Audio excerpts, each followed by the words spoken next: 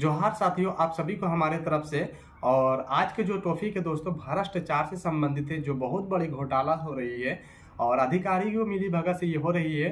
ठीक है, तो इसमें आज के बारे में बात करते हैं। तो ये जो मुद्दा है दोस्तों, वो है जमीन से संबंधित मामला है, सरकारी गैरमजरूह भूमि है। ठीक है, ये भूमि कहाँ पे पड़ता है, ये सबसे पहले मैं आपको बताना चाहता हूँ। झारखंड राज्य के जिला धनबाद के अंतर्गत अंचल गोविंदपुर हल्का 6 मौजा संख्या जो है 129 प्लॉट, पूर्व खाता संख्या 10 से प्लॉट नंबर 491, 493, 502 और अन्य प्लॉट है, जिसमें 10 एकड़ या उससे अधिक भी भूमि हो सकती है। साथियों, मैं कुछ क्लिप दिखाना चाहता हूँ। जो सरकारी भूमि पे अवैध काम हो रहा है वो आप लोग सबसे पहले देखिए। जैसा कि आप लोग देख सकते हैं कि जो अवैध काम हो रहा है, किस तरह यहाँ पे काम हो रहा है, 144 लगने के बाद भी इस तरह काम हो रहा है। और इसका मैं एक सैटेलाइट के द्वारा मैंने एक पिक्चर लिया है, बहुत पहले का, वो लेकर रखा हूँ दोस्तों। और यहाँ पे जैसा कि देख सकते हैं, यहाँ पे एक तालाब दिख रहा है और तालाब ये यहाँ पे एक था, किस तरह के पेड़ वगैरह यहाँ पे था दोस्तों। यहाँ पे समतल एरिया था, यहाँ पे ग्राउंड वगैरह अच्छी बन सकती थी। ठीक है, और इसके बाद जो कुछ 6 महीने के बाद अपडेट करने के बाद इस तरह का नक्शा यहाँ पे निकल के आ रहा है, जैसा कि आप लोग देख सकते हैं। और ये जमीन का नक्शा है दोस्तों, इस प्लॉट पे काम हो रहा है। ठीक है, जो है दोस्तों काम है कर रहे भूमाफिया और बिल्डर द्वारा इसमें अवैध तरीके से काम कर रहे हैं। इसमें 2 तालाब था, बहुत सारे पेड़ पौधे थे और यहाँ पे काफ़ी जानवर वहाँ पे चारागाह के लिए वहाँ पे जाते थे। ठीक है, और इसको सारा चीज़ को खत्म करके वहाँ पे ब्लॉटिंग करके अवैध रूप से वहाँ पे आवासीय परिसर बना के लोगों को अपने जाल में फंसा के बेच रहे, एक फर्जी कागजात तैयार करके। इसको लेके मैंने शिकायत की गोविंदपुर अंचल अधिकारी, एसडीओ धनबाद के, एसी डीसी सबको आवेदन दिया, लेकिन किसी प्रकार का कोई कार्रवाई देखने को नहीं मिलती। जब डीसी के पास जाते तो वो आवेदन देते तो वो आवेदन अंचल अधिकारी के पास फॉरवर्ड कर देते, एसी के पास जाते वो भी अंचल अधिकारी के पास फॉरवर्ड कर देते, एसडीओ के पास जाते तो वो आवेदन भी अंचल अधिकारी के पास फॉरवर्ड कर देते कि इसमें कार्रवाई करके रिपोर्ट जल्द से जल्द दीजिए। लेकिन अंचल अधिकारी की तरफ से कोई रिपोर्ट ना ही देते उस मामले को, ना ही कुछ करते हैं, ना ही हम लोगों को जवाब देते हैं, यानी कि वो दबा के रख लेते एप्लीकेशन।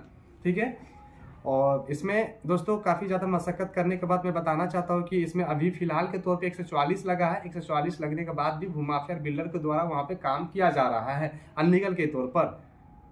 ठीक है, 144 कैसे लगा ये भी मैं आपको बताऊंगा, तो आप लोग वीडियो पर पूरा बने रहिएगा ताकि आप लोगों को पूरी मालूमात हो सके कि आखिरकार इसमें क्या मामला है।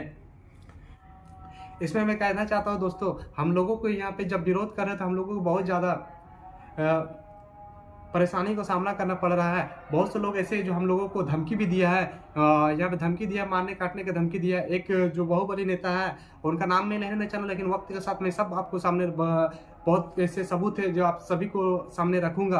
तो जो मुझे कहा गया है कि यहाँ 50 आदमी का यहाँ से पेट पड़ रहा है, अगर यहाँ कुछ हो जाएगा तो तुम पेट का अतली निकाल के भोटी मार के निकाल के फेंक देंगे, मरा देंगे तुमको, इस तरह का हमको धमकी भी मिल चुका है। और ये सब सारा सबूत के साथ में एक दिन पेश करूंगा आप सभी के लोगों के सामने। तो दोस्तों, तो स्टार्टिंग पॉइंट से यहाँ पे बात करते हैं दोस्तों कि अंचल अधिकारी गोविंदपुर के पास हम लोग जाते हैं, वहाँ पे एक आवेदन देते हैं कि सर वहाँ पे जियलगोड़ा मौजा में का 10 एकड़ या उससे अधिक भी भूमि है, जिसमें भूमाफिया बिल्डर द्वारा कब्जा करके वहाँ पे अवैध कब्जा कर लोगों को अपने जाल में फंसा के फर्जी कागजात तैयार करके लोगों को करोड़ों रुपये में बेच रहे। इसको फिलहाल के तो रोक लगाइए ताकि ये जो लोग इसमें जाल में फंस रहे नहीं फंसे। और इसमें जो तालाब वगैरह था, बहुमूल्य पेड़ थे, बरगद, नीम, इमली वगैरह बहुत सारा पेड़ थे। और जो चरागाह था, गाय, बकरी, भैंस और जो अन्य जानवर है वो उसमें चरागाह यानी कि अपना भोजन तलाशने के लिए जाते थे, पानी तलाशने के लिए जाते थे इसमें काफ़ी, तो वो चीज़ को सारा खत्म कर दिया गया। इसमें अनलीगल कर रहे, इसमें उचित जांच करें और संबंधित लोगों पर कार्रवाई करें। तो सीओ साहब वहाँ से फौरन आते हैं, वहाँ काम बंद करवा देते हैं, उसके बाद चले जाते हैं। चले जाने के बाद फिर वहाँ से काम तुरंत स्टार्ट कर दिया जाता है, यानी कि इन लोगों का मनोबल देखिए, भूमाफिया बिल्डर का मनोबल देखिए कि तुरंत काम स्टार्ट कर देता है सिर्फ पैसे के जोर पर। इसके बाद कुछ दिन के बाद फिर ये मामला जाते हैं सीओ के पास, तो वहाँ पे तब तक ले गोविंदपुर सीओ अंचल अधिकारी को सेटिंग कर लेते पैसा के दम पे। ठीक है, और उसके बाद इस बारे में हम पूछताछ करते गोविंदपुर अंचल अधिकारी से, सर वहाँ पे क्या हुआ, आप गए काम बंद करवा कर गए, इसके बाद यहाँ पे फिर काम चल रहा है लगातार, तो आप क्या कह रहे हैं, इसमें रिपोर्ट क्या निकला है, क्या कंपनी के स्पष्ट जवाब मतलब क्लियर कर दिए? तो उनके तरफ से कुछ ना ही कहा जाता ना कोई रिपोर्ट हम लोग को देते हैं। और 2-3-4 महीने के बाद भी यही रिपोर्ट सवाल करते कि सर उसमें रिपोर्ट क्या निकला है, क्या मामला है, सर उसमें उसे जांच किए या नहीं किए। तो अंचल अधिकारी की तरफ से ये कहा जाता है कि रिपोर्ट तैयार हो रही है, लेकिन आज लगभग साल भर से ज़्यादा समय हो गया, लेकिन अभी तक कोई तरह की कार्रवाई देखने को नहीं मिली है। इसके बाद एसडीओ साहब के पास जाते हैं ये दोस्तों कि इसके बाद हम लोग को एसडीओ साहब के पास जाते हैं, उनसे गुहार लगाते हैं कि सर यहाँ पे अनलीगल काम हो रही है और कर्मचारी पदाधिकारी की मिलीभगत से कृपया करके इसमें उसी जाँच कीजिए, अपने स्तर से इसमें जाँच कीजिए। तो एसडीओ साहब का कहना है कि अभी ठीक है, इसमें हम जांच करते हैं। तो उसके बाद फिर कुछ दिन बाद जाते हैं, सर इसमें अभी तो कुछ कार्रवाई नहीं की गई आपके स्तर से, तो कृपया करके इसमें जांच कीजिए। तो एसडीओ साहब की तरफ से आश्वासन दी जाती है कि अभी जो कार्य हो रहे हैं आवासीय परिसर का उसमें बनने दो ना, क्या दिक्कत है, बाद में तोड़ देंगे। तो इस तरह का लफ्ज निकालना, शब्द निकालना ये शोभा देता है क्या अधिकारी को? आप लोग बताइए दोस्तों कि शुरुआती में भ्रष्ट जो हो रही है उसमें फैलने दो, अपराध जो हो रही है उसमें बढ़ने दो, यानी कि अपराध की तरफ से खुद ये बढ़ावा दे रहे हैं। आप ही अंदाजा लगा सकते हैं।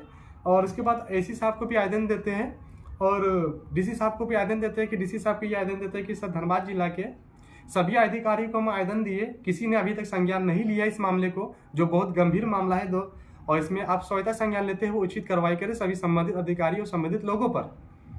मुलाकात भी करते हैं और उनके डीसी साहब से गुहार भी लगाते हैं कि सर आप खुद निरीक्षण में जाइए, फील्ड में उतरिए, जांच कीजिए इस मामले को और गंभीरतापूर्वक लीजिए। डीसी साहब कहते हैं कि ठीक हम इसमें जांच करते हैं, लेकिन डीसी साहब की तरफ से भी कोई तरह की कार्रवाई नहीं होती है। इसके बाद मुख्यमंत्री सचिवालय में एक आवेदन देते हैं, वहाँ पर भी कोई तरह का हम लोग रिस्पॉन्स देखने को नहीं मिलता है। वहाँ पे उसके बाद 2-4 महीने के बाद मैंने पीएम पोर्टल साइट पे एक आवेदन पत्र दी है, उसमें पीएम पोर्टल में शिकायत की सर अधिकारी के मिलीभगत से सरकारी भूमि की लूट हो रही है।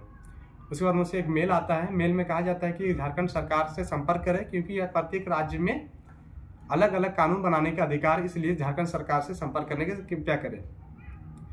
उसके बाद भी कोई तरह कार्रवाई देखने को नहीं मिलती। उसके बाद मैं मेल के माध्यम, ट्विटर के माध्यम से बहुत सारा प्रयास कर चुका हूँ, लेकिन एक 24 दिसंबर को झारखंड सरकार की संयुक्त सचिव की तरफ से एक आवेदन पत्र आता है, वो आवेदन पत्र भी मैं आपको दिखाना चाहता हूँ। देखिए झारखंड सरकार के संयुक्त सचिव के यहाँ पे देख सकते हैं, ठीक है। तो इसमें क्या लिखा है ये भी मैं बताना चाहता हूँ। इसमें ये लिखा है कि डीसी साहब को 1 सप्ताह के अंदर कार्रवाई करने के लिए आदेश दिया है, जो जांचोपरांत नियम अनुसार समुचित या ऐसे कार्रवाई करते हुए कृत कार्रवाई को प्रतिवेदन मांगा है 1 सप्ताह के अंदर, लेकिन आज 2 सप्ताह से अधिक हो चुका है, लेकिन डीसी अभी तक कोई तरह कार्रवाई देखने को नहीं मिला। और इसमें और एक बात लिखा है दोस्तों पॉइंट में कि सरकारी भूमि पर पदाधिकारी और कर्मचारी की मिलीभगत से कब्जा हो रही है, इसमें ऐसा कार्रवाई करने को डीसी साहब को लगाई गई थी। इसके बाद में कोई कार्रवाई नहीं होने की वजह से हम फिर एक आवेदन, इसी आवेदन के आलोक में एक आवेदन पत्र डीसी साहब को देते हैं। वो आवेदन पत्र भी मैं आपको दिखाना चाहता हूँ ताकि आप लोगों को स्पष्ट मालूम हो इसमें क्या है। इसी डीसी साहब को आवेदन हम देते हैं कि उपयुक्त विषय के प्रासंगिक पत्र के द्वारा झारखंड सरकार के संयुक्त सचिव श्री अंजनी कुमार मिश्र के आवेदन पत्र का प्रतिलिपि मुझे प्राप्त हुई, परंतु इस आवेदन के आलोक में भौतिक स्तर से किसी प्रकार की अब तक कार्रवाई नहीं की गई जो विधि संगत नहीं है तथा वही पदाधिकारी आदेश की अवहेलना पतित होती है। इस मामले को स्वतः संज्ञान लेकर त्वरित कार्रवाई करने की आवश्यकता है। उसके बाद लिखते हैं नीचे में कि आता अनुरोध है कि इस मामले में त्वरित कार्रवाई कर 1 पखवाड़े के अंदर मुझे कृत कार्रवाई से अवगत कराने की कृपा करें।